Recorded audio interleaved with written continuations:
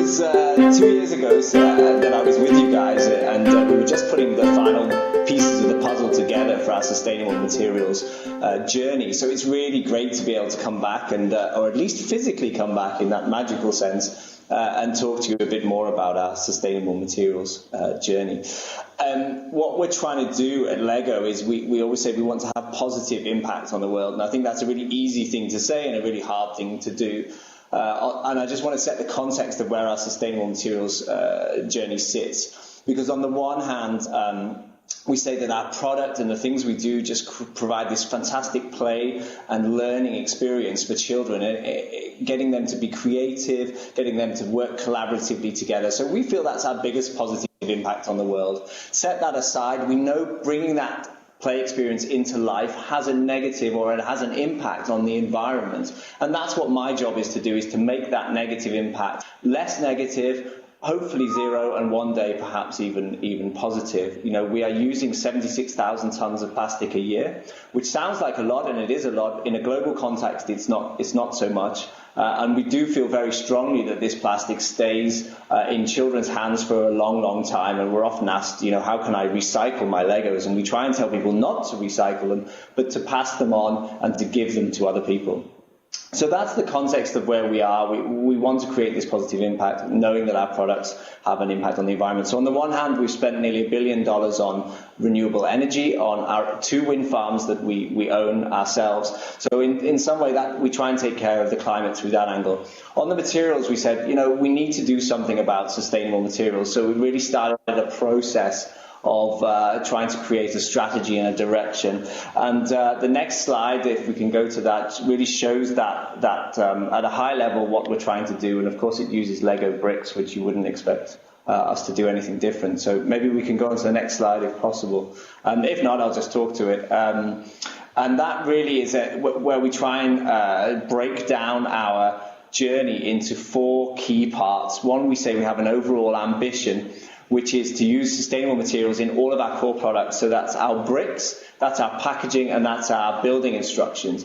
And I think when we talk about sustainable materials, people often think, it's just the bricks, it's the 2x4 brick. It's not just that. We use almost as much packaging, not quite, but we use a large volume of packaging in our products as well. And that also needs to be sustainable. And the bag that you take it home from the shop needs to be sustainable. And we want to do that by 2030. So underpinning that, I think you might need to advance the slide a little bit here, but underpinning that, we've broken it down into 2 key bricks. One we call a technical challenge.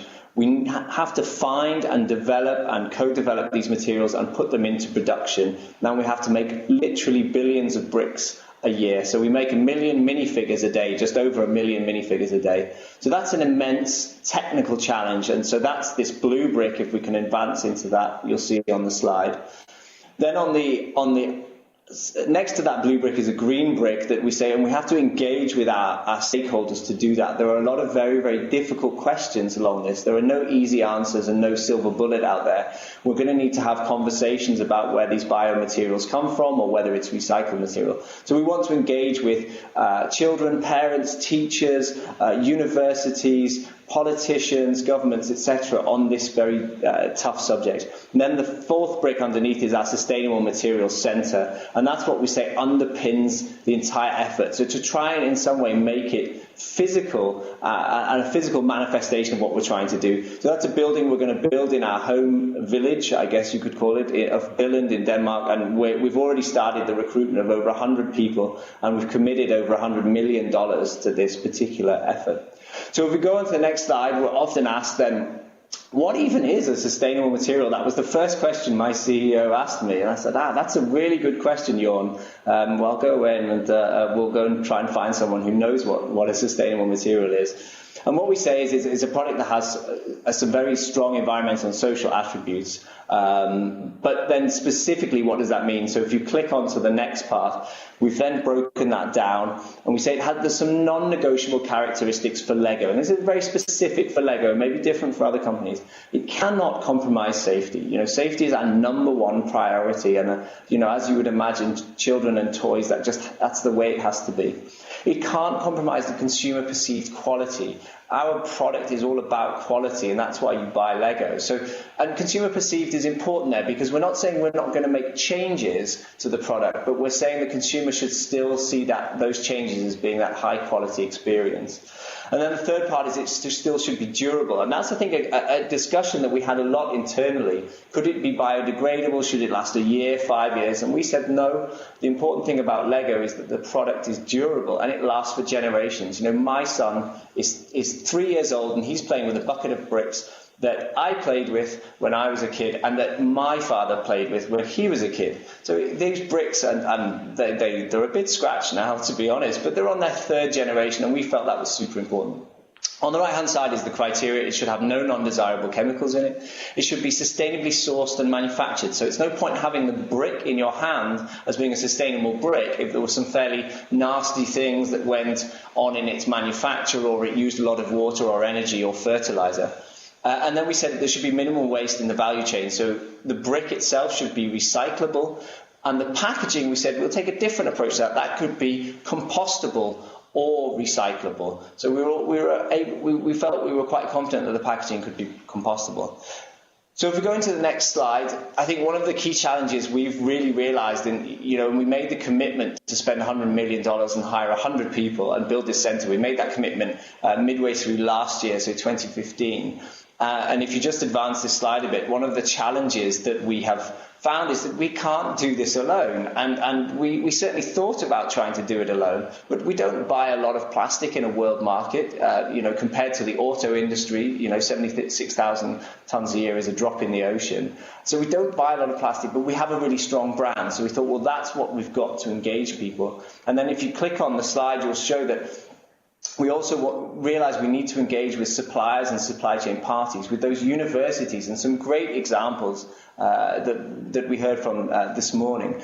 We need to engage with NGOs. We don't have all the answers. Some big questions around first generation biomaterials, so corn-based products, for example, which would be food grade crops. How are we going to have that discussion around where we want that food grade material to go? We need to engage with our own employees. They see this as a really difficult challenge. We have our CEO at the top level saying, guys, this is exciting, go do. We have our owner family who are super behind this. And then we have our employees and research scientists on the ground floor who are like, this is difficult. We don't know how. This scares us. So we really need to work with our employees.